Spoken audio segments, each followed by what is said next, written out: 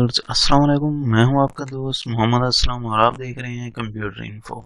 आज का जो हमारा टॉपिक है वो है शैडो कोड्स कि शैडो कोड है क्या चीज़, ये टेक्निक्स कहाँ पे यूज़ की जाती है और ये कैसे यूज़ की जाती है, इसके यूजेस क्या हैं, इसके रूल्स क्या हैं। आज हम इनको डिस्कस करेंगे कि डिफरेंट किस्म के रूल्स होते हैं, डिफरेंट किस्म के रेगुलेशंस होते हैं जिनके तहत हम इसके अंदर काम कर रहे होते हैं। शैडो कोड्स मीन्स कि एक फॉर्मल आपके पास ऐसा सिंटैक्स होता है, मीन्स कि ऐसा एक सीक्वेंस सिंटैक्स होता है जो एल्गोरिथम को रिप्रेजेंट करता है, शो करता है और एक नेचुरल लैंग्वेज के अंदर जैसे काम किया जाता है, रूल्स के तहत काम किया जाता है, वैसे ही इसके अंदर भी कुछ रूल्स के तहत काम किया जाता है। पहले पहले हम देखेंगे कि साइडो कोड है क्या चीज़।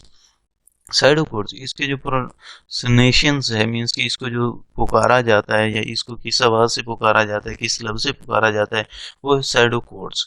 इज ए डिटेल्स कि इसकी जो डिटेल्स है येट द रीडेबल्स कि आप आसानी के साथ इसको रीड कर सकते हो। Descriptions of the what a computers programs के ऑफ आर एल्गोरिथम कि आपने जो कोई भी प्रोग्राम्स बनाया हुआ है या कोई भी किसी भी प्रोग्राम्स का एक एल्गोरिथम आपने क्रिएट किया हुआ है। एल्गोरिथम जो होता है आपके पास उसके अंदर स्टेप बाय स्टेप वर्क किया जाता है, एक सीक्वेंस वाइज, एक लाइन वाइज। तो यहाँ पर भी सेम ऐसा ही है कि सीक्वेंस वाइज इसके अंदर काम किया जाता है, कुछ रूल्स के तहत, कुछ सेट ऑफ रूल्स के तहत इसके अंदर हम वर्क करते हैं। इसका सिंटैक्स, इसकी हर चीज़ उसी तरह ही सेम काम किया जाता है इसके अंदर। जैसे कि एक नेचुरल लैंग्वेज है आपकी, उसी तहत इसके अंदर हम वर्क करते हैं, काम करते हैं डिफरेंट किस्म का। उसके बाद देखते हैं कि expressed in the formally styles natural language कि इसको एक्सप्रेस किया जाता है, लिखा जाता है, या इसको बनाया जाता है, या इसको तैयार किया जाता है। एक जैसे नेचुरल लैंग्वेज होती है सेम वैसे ही इसको बनाया जाता है, वैसे ही रूल्स के तहत इसको लिखा जाता है। Pseudo code is the some times कि कुछ time used as a details step कि स्टेप के अंदर इसको मीन्स के स्टेप के अंदर इसके अंदर काम किया जाता है। जैसे कि हम एल्गोरिथम के अंदर स्टेप वाइज काम कर रहे होते हैं, स्टेप 1, स्टेप 2, स्टेप 3। यहाँ पर भी सेम कुछ ऐसा ही है कि हम स्टेप बाय स्टेप प्रोसेस करते हैं किसी भी प्रोग्राम्स को बनाने के लिए, किसी भी प्रोग्राम्स को राइट करने के लिए, लिखने के लिए हम इसको इस्तेमाल करते हैं। कैचिंग द एरर, इसके अंदर एरर को हम कैच करते हैं। At the side code the stage is less costly कि आपके पास इसके अंदर इतना ज़्यादा कॉस्ट की ज़रूरत नहीं पड़ती, पैसों की ज़रूरत नहीं पड़ती जब आप इसके अंदर राइट कर रहे होते हो किसी भी कोड को या कोड के जितने भी एरर निकाल रहे होते हो। Then the catching then the letters in the development process कि इसके अंदर जो डेवलपमेंट प्रोसेस होता है उसके इतना ज़्यादा पैसे इस पे यूज़ नहीं किए जाते या इतना ज़्यादा पैसे इस पे नहीं लगाया जाता। कम पैसों के अंदर आपके डिफरेंट किस्म के एरर्स निकल आते हैं। वंस द साइडो कोड से इज एक्सेप्टेड कि आपके पास साइडो कोड अगर एक्सेप्ट कर रहा है, इट इज री writing the using the vocabulary कि आपकी इसकी जो वोकैबुलरी है वो सेम वैसे ही एक्सेप्ट करती है जैसे कि बाकी आपके पास लैंग्वेज होती हैं। पास्कल हो गया, सिंटैक्स इसका भी वैसा ही है जैसे कि दूसरी लैंग्वेजेस का सिंटैक्स होता है, तो इसका भी कुछ अपना सिंटैक्स है, कुछ अपना मेथड है, कुछ अपनी टेक्निक्स है जिसके अंदर आप काम करते हो। सिंटैक्स ऑफ प्रोग्रामिंग लैंग्वेज की इसका एक अलग से सिंटैक्स है, जैसे कि साइड पे आपको नज़र भी आ रहा है। तो ये एक साइड कोड्स लिखने का एक सिंटैक्स है, एक तरीका है, एक मेथड है। इसी तरह आप जितनी भी और लैंग्वेजेस देखते हो उनके भी अलग अलग सी है, सी प्लस प्लस है, जावा है, तो अलग अलग मेथड है उनका लिखने का, उनका अलग अलग तरीका है लिखने का, एक लैंग्वेज के अंदर प्रोग्राम को क्रिएट करने का। सेम यहाँ पर भी ऐसा ही है, कुछ थोड़ा सा अलग है, थोड़ा सा डिफरेंट है। उसके बाद देखते हैं कि कैसे इसको यूज किया जाता है।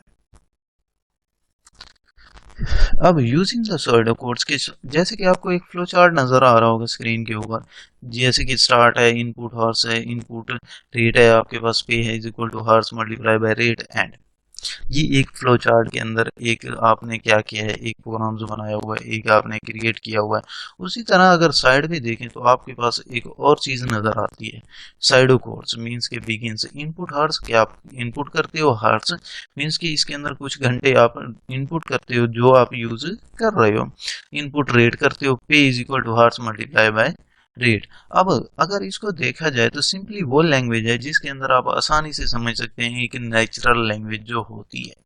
जिसके अंदर हम कोई भी काम कर रहे होते हैं।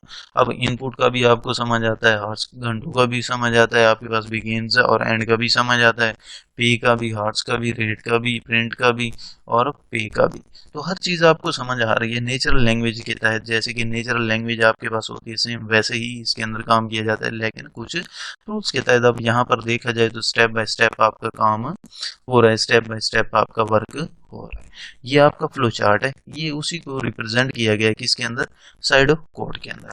तो देखते हैं इसकी यूजिंग क्या और कैसे किस तरीके से इसको इस्तेमाल करते हैं। The purposes of the using the side of codes is an efficient की प्रिंसिपल्स ऑफ एन एल्गोरिथम के। जैसे एल्गोरिथम के कुछ रूल्स होते हैं, रेगुलेशंस होते हैं, उसी तरह इसके भी कुछ की हैं, कुछ रूल्स हैं, कुछ रेगुलेशंस हैं, कुछ प्रिंसिपल्स हैं, असूल हैं, जिसके तहत हम राइट करते हैं, यूज करते हैं इसको।